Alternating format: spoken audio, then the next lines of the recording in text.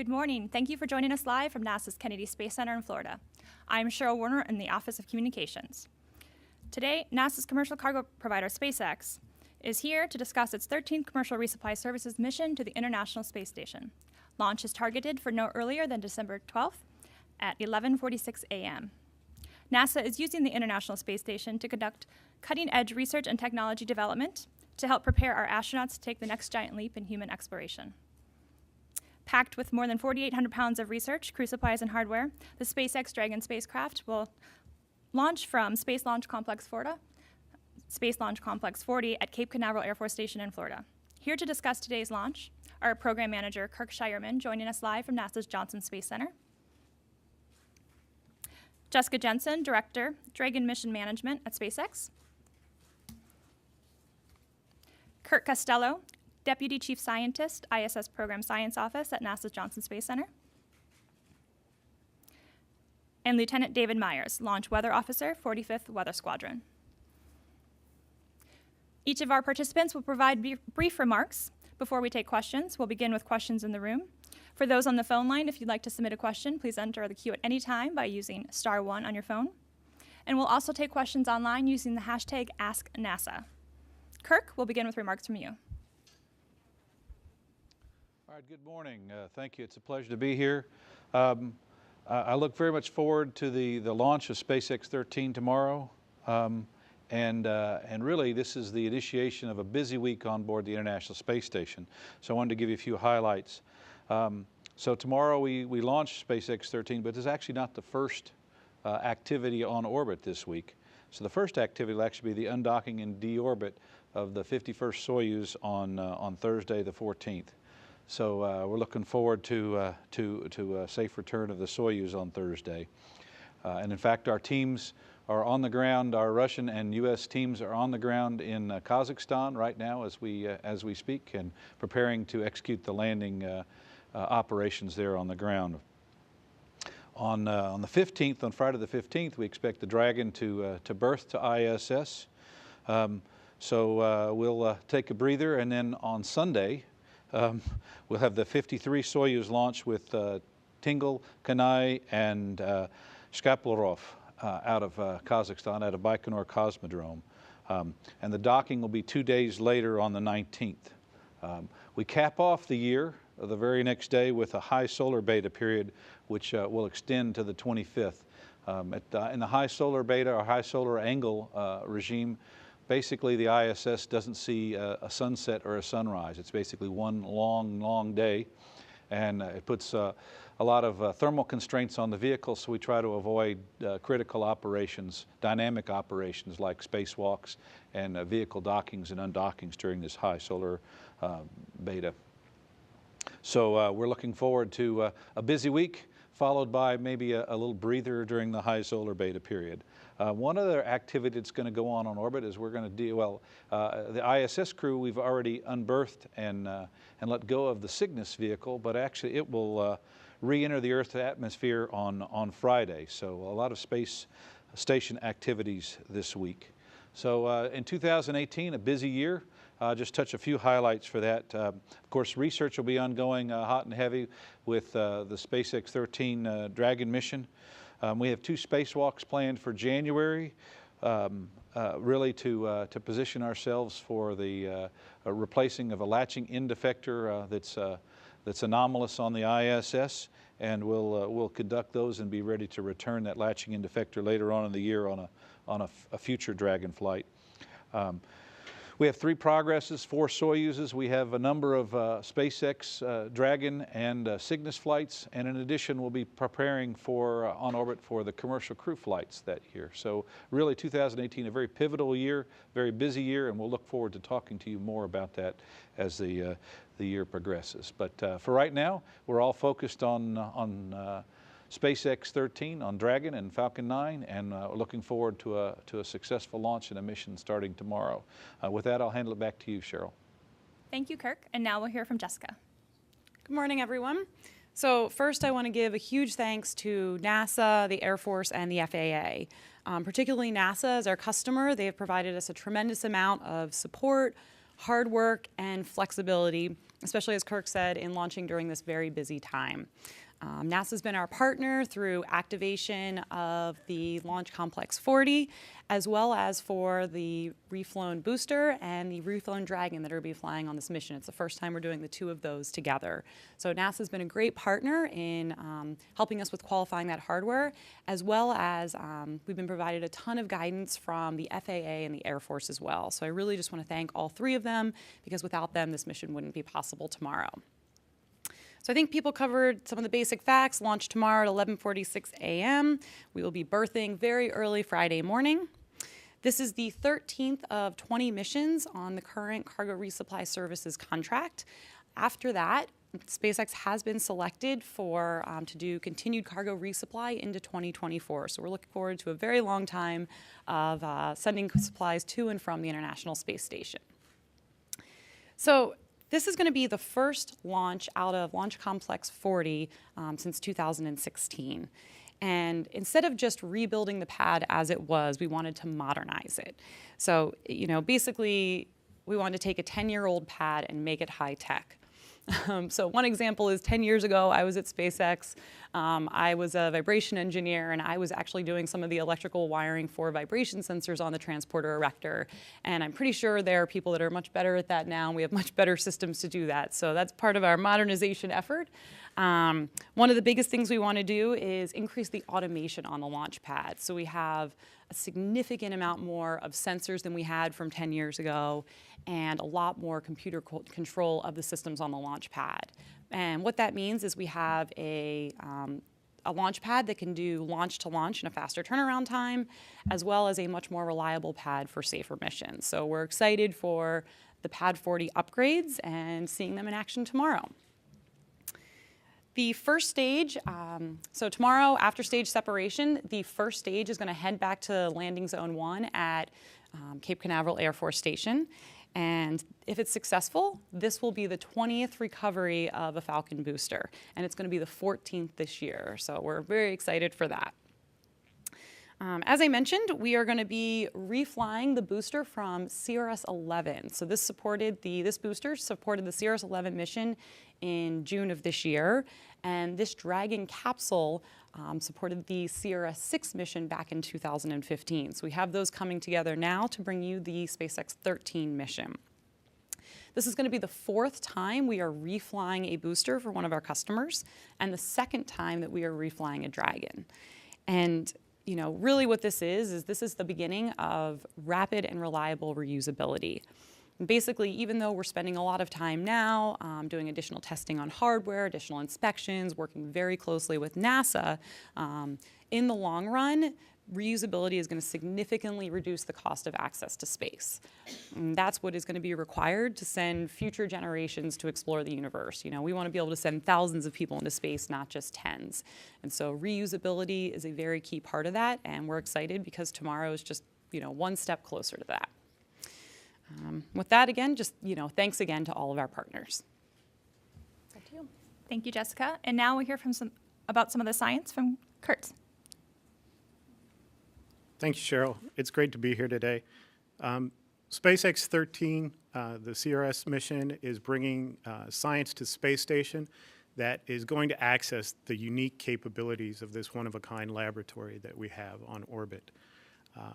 In orbit, we have microgravity conditions that allow us to investigate the impacts on biological life and fluid flows. We also have exposure to space radiation and access to unique views of the Earth, both down on the Earth and into space. The experiments flying on SpaceX CRS-13 will be joining some of the 329 experiments we have ongoing during increment 5354, bringing us to date up to 2,465 experiments and over 1,400 publications that have come from space station research. SpaceX 13 is big on biology, and let me explain that. Plant growth, one of the areas that we do research into on space station, has 8 investigations flying on the SpaceX Dragon, and they spread out over multiple different facilities we have on orbit. In the Tango Lab Cube Labs, we have investigations looking at microclover and Arabidopsis. in the brick, the biological research in canisters.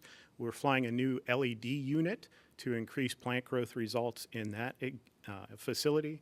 We're also flying the first of its kind research in the EMCS, plant gravity perception. This investigation is advanced in the way that it's going to look at plant responses to partial gravity loading. So how plants may develop on Earth, on the Moon, in zero gravity, and maybe even on Mars. When we move over to cell science, we also have new facilities coming online. The bioculture system, or the BIOS facility, is going to be growing 2 different cell types as pathfinders and validation testing for a system that will allow us to bring cells and small tissues to orbit and grow them on orbit. We also have the STARS Bioscience facility going up. This facility is going to be growing thyroid carcinoma cells and also Staphylococcus aureus in an opportunity to see how these organisms adapt to the microgravity environment. Beyond cell science, we have amoebas, bacteria, and mice. Oh my. More organisms than you could think are stacked in the Dragon right now and awaiting launch. On the physical sciences side, we also have a number of investigations going on in the realm of physical sciences and tech demos. Made in Space is flying their space fiber optics facility, which will be looking at the creation of Z-band fiber optics in space. We have protein crystal growth experiments going on from both JAXA and the United States, where we'll be looking at using the microgravity environment to develop more slowly and larger and better crystals for use in pharmaceutical therapies on Earth. In the area of colloids research, we'll be doing self-assembly, as we'll be taking advantage of the fact that things don't settle out on orbit in microgravity.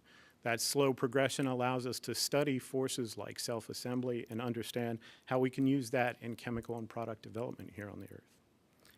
And finally, we'll be looking at implantable medical devices for a number of things, both for drug delivery systems and actually for sensor systems for being able to monitor glucose in patients here on Earth. And then finally, we have an external trunk on Dragon, and we've got 2 major payloads going up. TSIS, the Total Solar Irradiance Sensor, and Space Debris Sensor. TSIS will be looking at the overall energy output of the sun and using that input to feed models for environmental controls here on Earth, environmental monitoring here on Earth, and to understand the energy balance, whether or not we're taking in as much energy as we're putting out, or what that difference leads us to. The Space Debris System, SDS, is looking at the space debris environment in low Earth orbit. We know very little about smaller debris fields. We can map down to about 5 centimeters, but smaller than that, it gets difficult to map.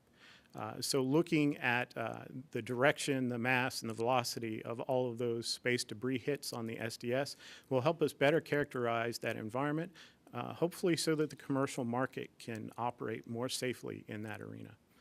So with that, I'd like to roll over to our National Lab video. We have a video that details a few more of the investigations that we have going on. Hi, I'm Patrick O'Neill, and we're here at Made in Space, the innovative company that is responsible for having the 3D printers on board the space station. Now the startup is focused on bringing fiber optic technology to the space station. In validating this new form of technology on the ISS, it can open channels to exciting endeavors like on-orbit manufacturing in low Earth orbit. Here are some of the other major payloads launching to the ISS National Lab on this mission. A startup company, BioRacis, seeks to use the microgravity environment of the space station to improve the accuracy of wireless, medically implantable glucose biosensors for day-to-day diabetes management. Budweiser will be sending 2 separate experiments in hopes of looking at gene expression and germination within barley. Studying barley in microgravity may reveal new information on the germination process. The Houston Methodist Research Institute is partnering with pharmaceutical leader Novartis on a rodent research investigation to evaluate the efficacy of an implantable drug delivery system that could assist those with muscle atrophy on Earth.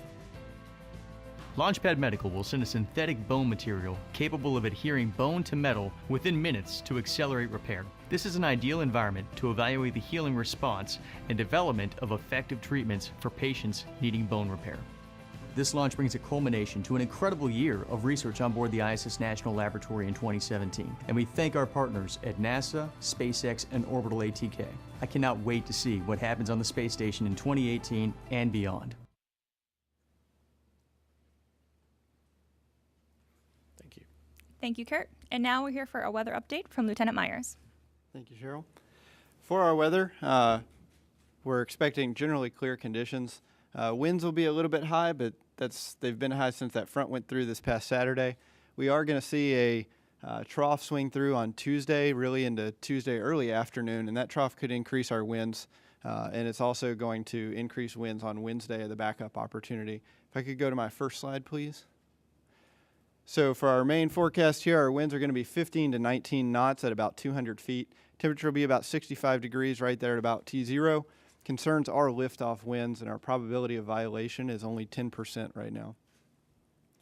For our backup opportunity, expecting winds to be about the same. Overnight, they'll increase and then drop as we go into the morning hours on Wednesday. So 15 to 19 knots again at about 200 feet. Temperature is going to be about 58 degrees, so a little bit cooler on Wednesday.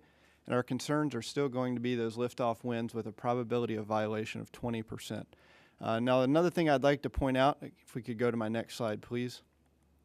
As that trough dips down, the chart you're seeing there is a jet stream chart. So that's at about 40,000 feet, and those colors are indicating increased winds. So that deep purple are winds over 130 knots. So what we're seeing is that jet dropping down with our trough, and that is going to increase those upper level winds. That is a concern for Falcon 9 launches, but it is not something the Weather Squadron will actively evaluate on launch day. Our weather balloons will send that data to the customer, and they make their decision from there. Thank you. Thank you, Lieutenant Myers. With that, we will open it up for questions. Again, we'll begin with questions in the room. If you're on the phone line, please press *1 to enter the queue. And if you have questions online, please use the hashtag AskNASA. Our first question, please, from Marcia Dunn. Oh, yes. Yes, I did. Marcia Dunn, Associated Press for Kirk, if I might. Do you expect your anxiety level to be slightly higher tomorrow, given that this is a reused rocket that you'll be using for the first time at NASA? And also, am I safe to presume that there will be Christmas presents on board?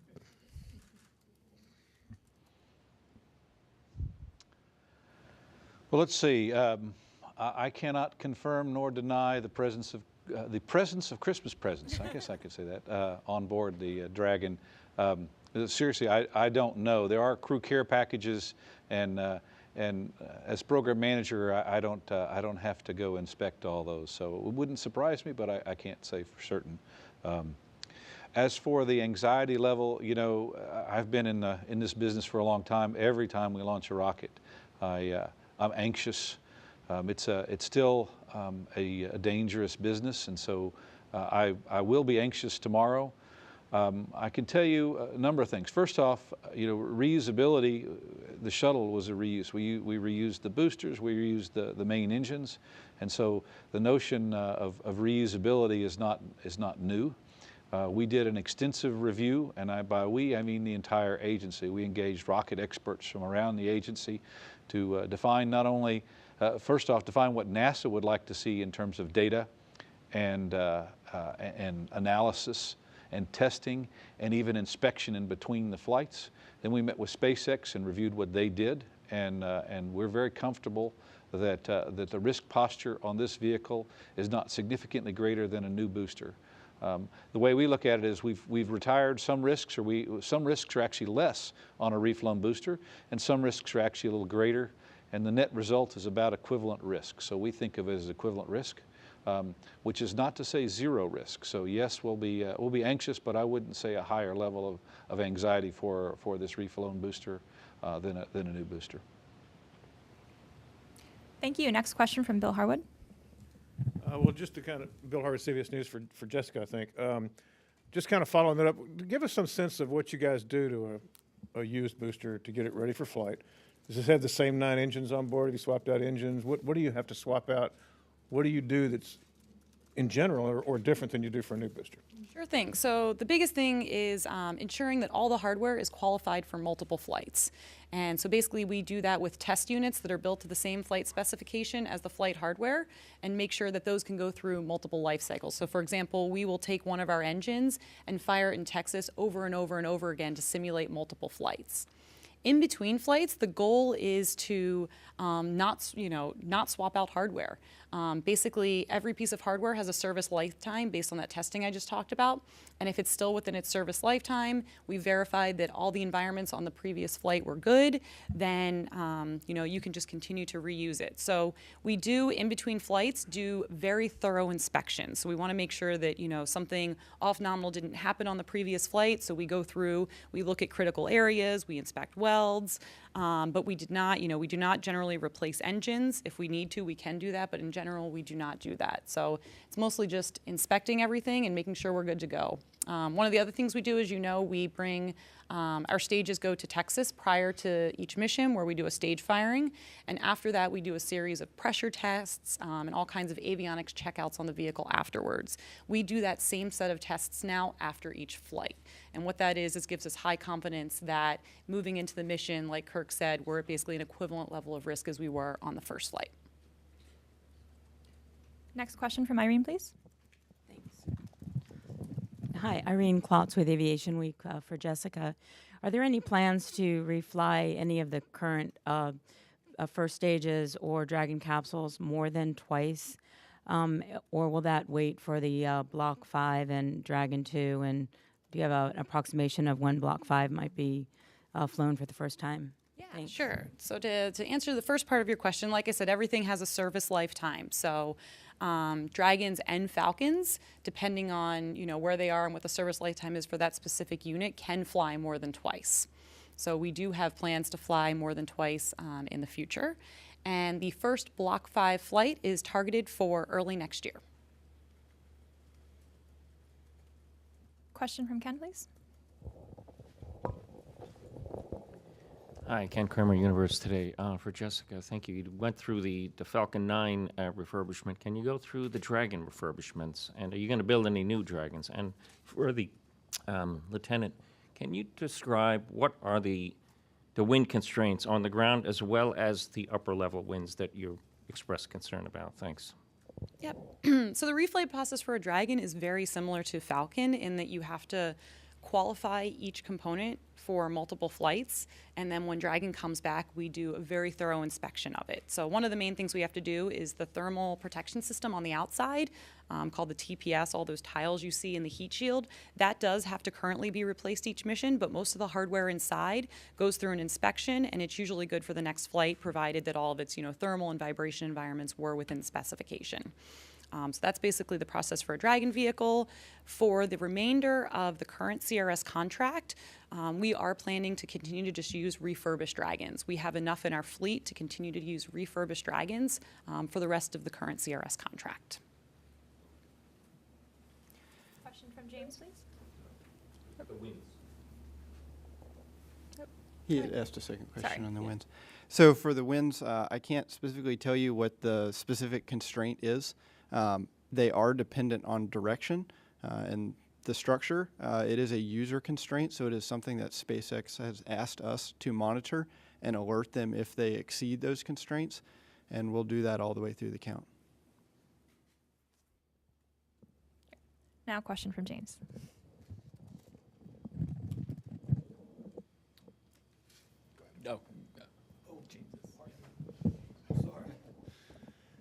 Thanks. James Dean, Florida Today for Kirk Shireman. Could you clarify how many launch attempts do you expect to have with the cutout and Soyuz activity coming up? And regarding reuse, do you also see this as important to the future of spaceflight, to reducing costs, the things Jessica mentioned earlier, or are you really just doing it because SpaceX wants to and you verified their data looks good?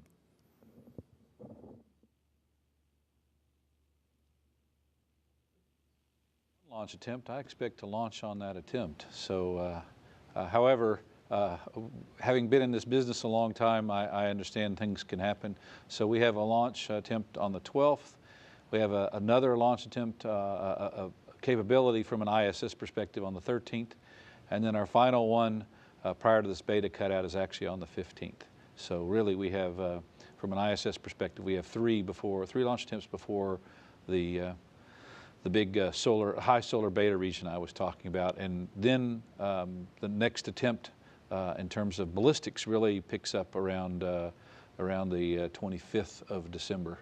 So we are looking at that because we thrive on being ahead of the game, but we're optimistic that we'll get off on the 12th or 13th, and we'll see how things play out. As for reuse, I think there's no question that reusability, especially reusability without a tremendous amount of hardware replacement, can change the economics of launch.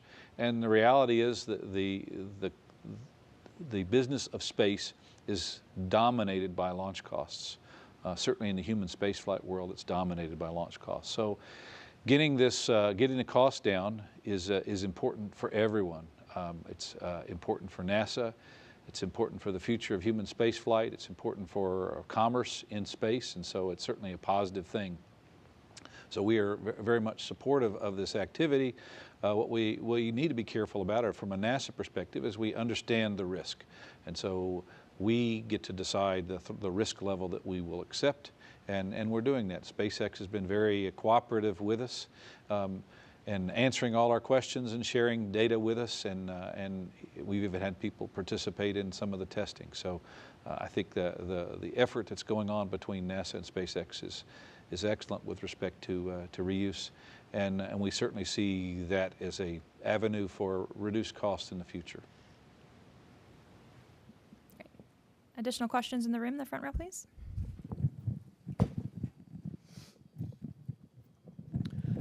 Chris Gebhardt with NASA Spaceflight. I'm wondering for Kirk and maybe Jessica, if you could talk a little bit more about the decision for the flight-proven booster. When was that decision made?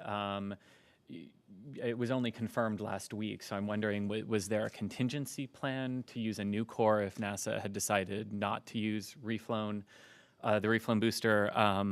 And also, what's the precise launch time tomorrow down to the second? So I guess I can start with that one. So we've been working with NASA since January of this year on the process for ensuring that a flight-proven booster is of equivalent risk to a new booster. And so, like Kirk mentioned, yeah, we've been having technical meetings with NASA for each different group. So, for example, dynamics on the vehicle, propulsion, avionics, each of those different groups have been meeting with their NASA counterparts for several months. So we've been working at this for many, many months. And as we get closer to the launch date, the way it works, as you know, we can have turnaround times of roughly 2 weeks. So, about 2 weeks before launch is the absolute drop dead of generally when a decision needs to be made to not impact the launch date. I forgot what was the second question you asked? Precise launch time. 11:46 a.m. I'm going to guess 13 seconds, but that's a total guess. We can follow up with you, Chris, and get you that. Yeah.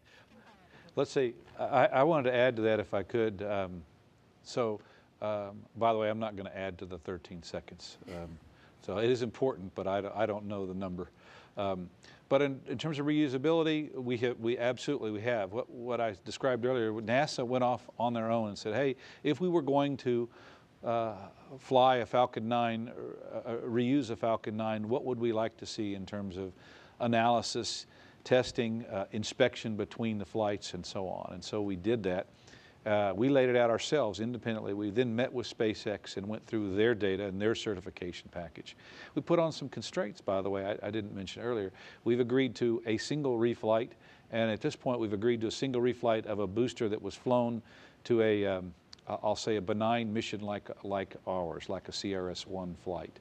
So we only agreed to a single reflight, and in a low Earth orbit mission has to be the flight for the first attempt, for the first launch. The reason the decision was made so finally is like we said, there's the general certification, then there's actually the inspection of the booster, and then finally there is actually a review conducted by SpaceX, a reflight readiness review. Think of it as basically a flight readiness review for that particular booster. And so NASA was part of the certification, the generic certification. NASA reviewed the inspection plan in between the flights, and we were waiting and finally for that reflight readiness review to be complete, to go over all the issues and make sure at that point we were still comfortable with the risk level for this flight. And that's why the actual official decision, a letter that we sent, a contract letter to SpaceX here, I think a week and a half ago, 2 Wednesdays ago, if I'm not mistaken, but I can look that up if you need it. But very, very recently. At some point in time, we knew that there would be a change. We told SpaceX that we were heading down this path, but we weren't ready to commit until that final reflight readiness review was conducted, and that we understood that if we changed position, if we changed paths and used a new booster, it might affect the launch date. And SpaceX understood, and we were partnering all along. So we were waiting till that final decision, that final reflight readiness review, and then NASA decided and sent the letter. And a question from the back of the room, please. Hi, Stephen Clark from Spaceflight Now. One for Jessica. Specifically for this booster, do you know if all 9 engines, I'm curious, on this booster were from the CRS-11 mission, or did you swap any out? And for Kirk Shireman, in your preview of 2018, you mentioned commercial crew perhaps arriving at the station late next year. Can you give me an idea of your confidence in that schedule right now? And are you looking at going off and buying more Soyuz seats from Russia for 2019 as a hedge against that? Can you update me on that contracting situation with Russia and your confidence in commercial crew arriving next year? Thanks. So all 9 engines on this booster did fly on the CRS-11 mission. We did not have to replace any of them.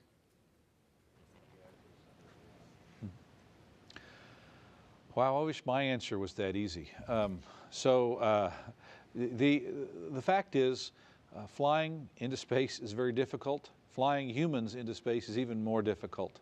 And so, as we have seen, the dates for both SpaceX and for Boeing have slipped to the right. It's not unexpected. We knew that this was likely to occur, and we have dates now, and we are planning for those dates to slip, or certainly being prepared for those dates to slip, I would say it that way. They'll fly when they're ready, and while we want them to be ready as soon as possible, we also don't want them to fly until they are ready. So we are trying to build flexibility to the International Space Station program so that we can allow the commercial crew program the time that they need to fly successfully. We are not in discussions today with Russia with respect to additional flights. As you know, we actually in January of this year, we signed a deal with the Boeing Corporation, but it actually involved, of course, Soyuz flights. It allowed us to fly Joe Acaba, who's on orbit today. It'll allow us to fly Ricky Arnold in March of next year. And it also allowed us an option to fly 3 U.S. astronauts in the first half of 2019. In October of this year, we exercised that option, so we have seats to fly U.S. astronauts on Soyuz vehicles through the first half of 19, which means they'll land in the second half of 2019. We are still thinking about ways to buy additional margin if we have to. Various options. There's a whole spectrum of options that we are considering. But our confidence in the launch dates for SpaceX and for Boeing and their commercial crew vehicles is increasing as well. So I'll say we're going to look for options until the first rotation flight, because that's our job, is to be prepared for contingencies. But I think we are absolutely progressing, and look forward to demo flights in 2018. And it looks like we have a couple of questions online, so we'll take a question from Jason. The first question here comes from Twitter user Edna, who asks, how many experiments on the Dragon cargo craft are going to be delivered to space station?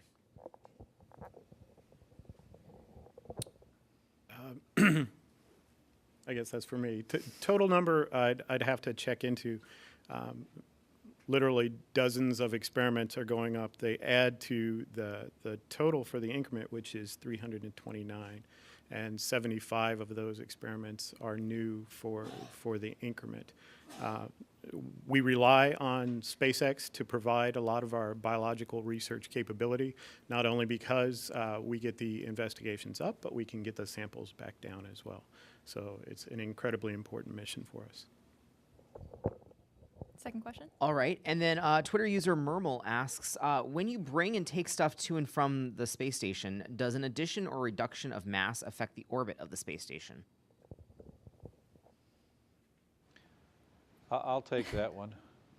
So actually, from a physics standpoint, the answer is yes. But at this point in time, the space station weighs close to 1 million pounds. And so the change in mass is not a huge difference. So we typically do not see a drastic change in the orbit of the space station from vehicles coming and leaving. So we monitor it all the time, and of course we have ballistics people who plan these things so that it's incredibly complex, by the way, to even intercept the ISS. So when the Dragon launches tomorrow, it starts from a velocity of 0. By the time it gets into orbit, in the ISS orbit, it's traveling 17,500 miles an hour, and it has to catch another vehicle that's traveling 17,500 miles an hour. And that's no small feat either. So anyway, the ballistics teams plan for these things, and because we plan for it, it's not a very significant effect at all. Thank you, and we'll take a few more questions from the room, right here up front.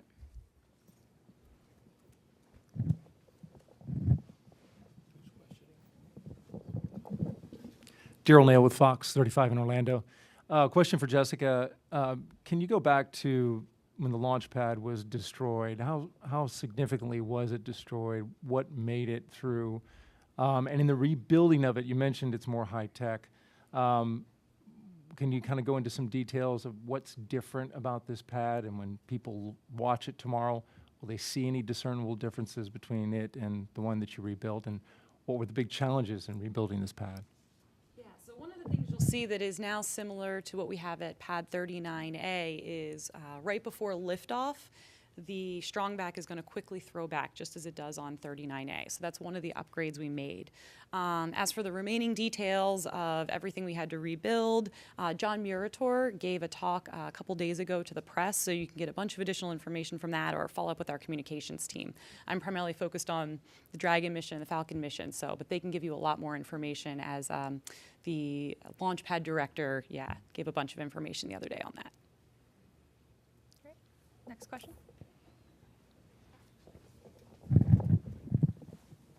So, Bill Jelen from We Report Space. If the launch slips one day to Wednesday, what will the change in launch time be? Is it 4 minutes? About 20 minutes earlier. 20 minutes earlier. Yep. And then the throwback, how long before ignition does the throwback actually start? Do you know that? On 39A, I think it's the same. We would come back a little bit, about a few minutes before, and then it's just seconds before that it throws back all the way. And here on the right side. Jim Siegel, Spaceflight Insider. I'm particularly interested in the issue of looking at space debris. And so I understand that the space station has some sort of shielding that protects it to some extent from small particles or whatever. I wonder if you could talk a little bit about that. And also, I understand that the space station has a capability of maneuvering out of the way of larger pieces that might come in proximity to the space station. I wonder how many times that's been done since the space station has been up. Thank you. Okay, I'll take that one. So the space station, because it lives its life in low Earth orbit, and if you're interested in the debris environment in low Earth orbit, we can point you to some resources there. But the debris environment in low Earth orbit is quite significant. So we designed it with the requirement to live in that environment. And basically it has shielding. It's really very clever shielding, but the shielding on board the International Space Station can handle everything less than about a 2.5 centimeter particle. So any debris that's less than 2.5 centimeters, the shielding will take care of. Anything greater than 10 centimeters is actually tracked. So things that are larger than that, the sensors that are here on the Earth will track it, and those guys, the guys who operate those sensors, will tell us, and we'll actually try to maneuver the space station away from that debris. So that's the kind of environment. And if you can picture the teeny tiny, think of grains of sand, is the largest number of particles are about that size, paint flecks, those kinds of things. The larger debris is much, much smaller. In fact, it's an exponential curve. So the good news is we are vulnerable. The risk that we take every day, every minute, every second on board ISS is the difference between a 2.5 centimeter particle and a 10 centimeter particle. That risk is in a regime where there aren't that many pieces of space debris out there. The ones that are larger we track and get out of the way of, and the ones that are smaller the shielding protects us. In terms of the number of debris avoidance maneuvers we've executed over the years, I don't have that number. Actually, 23. Okay, I phoned a friend, so I'm told 23. So that's actually not that bad. 23 over, and we launched, the first piece was launched November 20th, 1998. So in 19 years, 23 maneuvers. I can tell you, though, we get notifications, because it's not just that the particle is that size. What we're doing is predicting it into the future. So these things are all going really, really fast around the Earth, and even our knowledge of these orbits these things are in is uncertain. I'll say there's some error bars around it, and so we get notifications when something's going to come close. So we actually plan a larger number than that. I would say we probably plan on the order of, I don't know, 6 to 12 a year, what we call debris avoidance alerts. So we'll start planning those, but before we actually have to execute them, the predictions firm up and we don't have to execute them. So space debris is a significant issue. It will continue to be a significant issue. And this experiment we're flying on this mission is a really important experiment. It'll help us gather some additional data and be smarter not only for ISS, but for future human space flight and for even commercial space flight into low Earth orbit. Question here. Hi, Elsa Canessa for the French paper Les Echos. I was wondering if you could give us some a rough idea of the cost of the mission and how it compares to other launches. Unfortunately, that's proprietary information, so I'm unable to disclose that. There is some information about the total cost of the contract that you can find out in the public, but unfortunately, I can't go into the details of the pricing of each mission.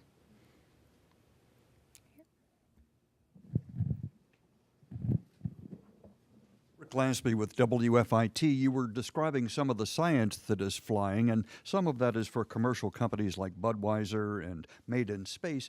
Are they charged to fly their science up, or is it free? So to talk about any of that, I'd have to defer to the National Laboratory who actually handles those contracts. In most cases, though, what the ISS provides is the transportation to and from the space station if it's required. The agreement to fly and how that's funded either through CASIS grants or as other governmental agencies sponsoring research. For instance, we've had National Institute of Health and NSF sponsor research in the past.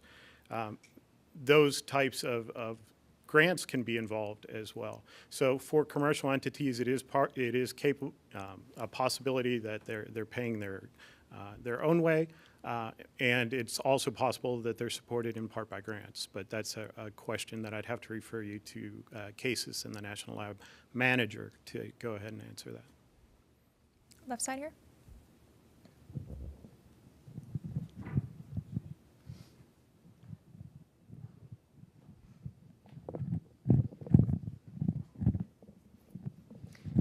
Hi, I'm Jessica from CNBC. My question is for Jessica. I'm wondering where Elon plans to watch the launch from. Ooh, that is a great question. I'll have to follow up with our team. I don't exactly know where he'll be. You guys know? Hawthorne? Yeah. He won't be, we don't think he's going to be in Florida, so he's probably going to be watching from our headquarters in Hawthorne. We have a very large, for every launch, we have a very large gathering where the whole company comes out and watches every single launch. Follow-up question from Irene. Thanks. Irene Klotz with Aviation Week. For Jessica, has SpaceX resolved the payload fairing data review issue to allow the Iridium launch later this month? Yes, so we have the Iridium launch scheduled for no earlier than December 22nd. That will be launching out of Vandenberg Air Force Base. And then we also have the Zuma mission launching in early January of this year, or of next year. And a few follow-up questions from Marcia, please. Marcia Dunn, Associated Press for Jessica. Over at Pad 39A, how's it shaping up for the test firing for the Heavy, and do you have a date for that yet? So it's progress is moving great along. Yeah, so we're getting it ready for the first Falcon Heavy static fire. So the static fire is targeted to happen before the end of this year, and then the launch will happen about a few weeks after that. So the delay for this didn't impact that? Oh, I'm sorry. The delay for this launch, did that impact all that work? Nope, we did have some, we do have some shared resources, but final activation of the launch pad is a little bit different than the work we had to do for 39A to get it ready for the 3 boosters. If I could have one more follow-up for Heavy. I was wondering if you could address any of the roadblocks, pun intended, that you may be dealing with to fly a Tesla into space. So I will just say that we are following all regulations. So, it's still, these are still licensed launches, so we still follow all the rules that we need to follow launching out of Kennedy Space Center. We follow all FAA regulations, FCC. So we are following all the regulations, including for the Roadster. We'll take a couple more follow-up questions. So Chris and then James. Yeah, Chris Gebhardt with NASA Spaceflight. 2 real quick. So Jessica, you mentioned earlier the test firings of the booster stages out in Texas. Do all the reflown boosters still go to Texas to be refired between launches, or are those tests taken care of during their static fires for their reflights? And I believe for Kirk, for the rendezvous plan, am I correct that launching Tuesday, berthing Friday is to deconflict with the Soyuz undock on Thursday? And if we slip to Wednesday for the launch, is berthing still Friday, or does it move to Saturday? Thank you. So I can start. So what we do now is when we get boosters back and we start refurbishing them, we do not have to send them back to Texas for the test firing. We want to do that before an initial flight to make sure that it is ready to go. But like I said, then, that's basically what is called an acceptance test, which is a workmanship test of the entire vehicle as it's built up. So once we verify that's all good, it goes for its first flight. Again, that really confirms that it has been built properly. So then when it comes back down, all we do is the static fire test at the launch pad before it flies again. I will tell you one of the reasons for the 3-day phasing to the space station is just orbital mechanics. Simply, the space station, where it's flying closest to Florida tomorrow is just a little bit further away than normal, so it's going to take about 3 days to get there. Yeah, so Jessica's right. The berthing date is driven by orbital mechanics. We did not defer the berthing date. In fact, I can say we track that. We're very, very concerned about berthing dates because we fly biological samples that have to be maintained at a specific temperature level, and really it's a race from the time we load those onto the vehicle less than 24 hours before launch until the crew can offload them on board the space station and put them in the right place. We track that time and we plan for contingencies, and we watch that very, very closely. So we're not deferring anything to allow berthing days. We do prohibit launch on certain days. So in fact, the reason it's the 12th and the 13th and not the 11th is because of that. So the 12th and 13th actually put us berthing, the 12th puts us berthing the day after the undock, so on the 15th. And if we launch on the 13th, I believe we're berthing on the 16th. And if you ask me on the 15th, I think the 15th we berth on the 17th. So you can see the number of days between launch and berthing changes, and it really has to do with this orbital mechanics and really in a circular orbit where the ISS is relative to the Dragon when it's inserted into orbit. That distance, or that angular distance, is what really drives those dates. And right now what we do is we allow the vehicle to launch to avoid constraints as opposed to managing those once they're on orbit. Final question in the room, please. Jim Siegel, Spaceflight Insider again. Have a question for Jessica about the Dragon capsules. How many different Dragons are there? Have any been retired yet for whatever reason? And when you retire one, do you just go out and build another one? Yeah, so man, I have to think of how many we have. I think we have, about 7-ish in our fleet. Some of the initial ones we flew, a lot of those components or those vehicles we're only going to fly one time. One of the biggest things we did starting on roughly the CRS-8 mission was we significantly increased the water sealing capability of the vehicle. And that allowed for a much easier refurbishment process from flight to flight. So that was one of the big things we did. So yeah, I can't remember the exact number of vehicles we have, but we do have several of them.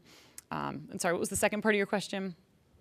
So when one is retired for whatever reason, do you just go out and build another one? And you do that internally, I believe, right? So Right. So what we do is each Dragon currently goes back to our McGregor test facility in Texas. And what we do is we can look at the whole the vehicle as a whole and see if that entire vehicle can refly again, based on the service lifetime it is qualified for and all the environments it was exposed to during that particular mission.